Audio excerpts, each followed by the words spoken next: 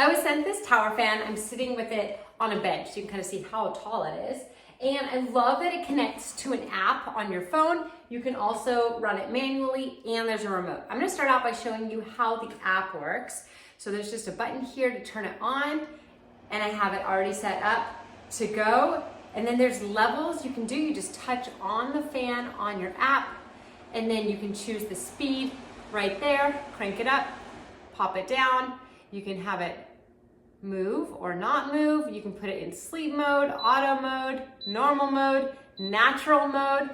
So I love all the options there, and you can set a timer as well, which is really cool. So that's the button right there to set a timer on it. You also have the ability to turn it on and off with a remote control. So I just turned it right there. We can change the speed on it.